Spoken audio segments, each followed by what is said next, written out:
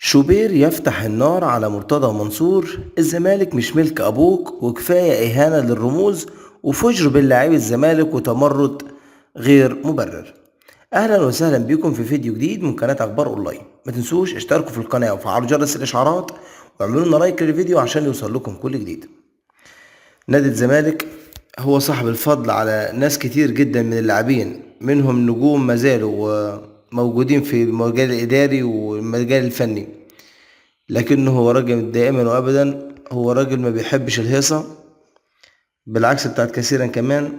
نادي الزمالك ما بيحبش وجع الدماغ، ولكن هو جزء من سلسلة مدربين رائعين. هو مثلا أبقى راجع أسماء الجهاز الفني، رحمه الله كابتن أحمد رفعت، دكتور ممدوح مصباح رحمة الله، كابتن فؤاد عبد العال، كابتن أمير السيد كان مدير إداري.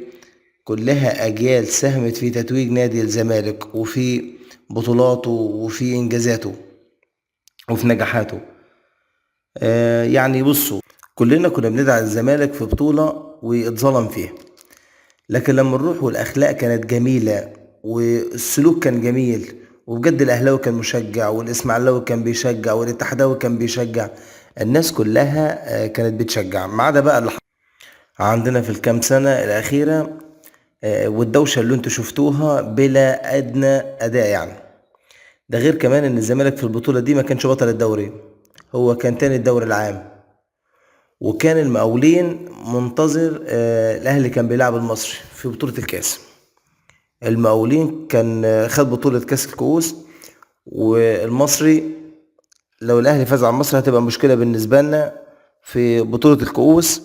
فبالفعل الأهلي فاز على المصري في النهائي، وبالتالي ما كانش مشترك في بطولة أبطال الدوري، ولكن الوقت كان متأخر مع اتحاد الكرة المصري، راح متأخر للكاف، وبالتالي شارك الزمالك بصفته ولكنها كانت الفرصة للزمالك أفريقيا وتحقق هذه البطولة الهامة سنة 1984.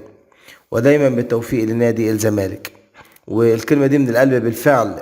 كل التوفيق لنادي الزمالك، وأتمنى إن الدنيا تهدى في نادي الزمالك شوية. طبعا في ناس مش من مصلحتها ان الزمالك يستقر، في ناس مش من مصلحتها ان الزمالك يعود.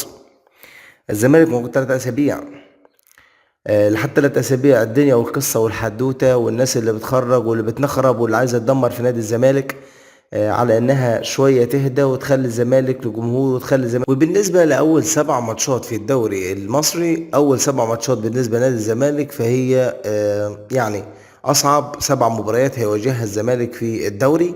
وبالنسبه لازم نادي الزمالك يركز في الفتره دي، ولازم الزمالك يكون جاهز لهذه المباريات. ونتمنى كجمهور ان نلاقي فريق الزمالك كامل، لأن أول مباراة بتشهد غياب أكتر من 7 لاعبين من نادي الزمالك، و7 لاعيبة مهمين، ولكن مع وجود أحمد فتوح وفرجاني ساسي وعودته، وأعتقد عودة أشرف بن شرقي وحميد أحداد، كل ده أعتقد وجودهم هيكون مهم في نادي الزمالك. إن شاء الله هيكون مباراة الزمالك وبيراميدز يكون الزمالك مكتمل، ويكون صفوفه مكتملة، وعودة إمام عاشور من الإيقاف، وعودة أيضا الونش، وأيضا عودة عبد الله جمعة، وأيضا أوباما، وأيضا عندنا شيكابالا النجم اللي أنهى الموسم بصورة أكثر من رائعة في مستواه، ولكن نتمنى إن شاء الله أن المستوى ده يكون أفضل وأفضل في الموسم الجديد.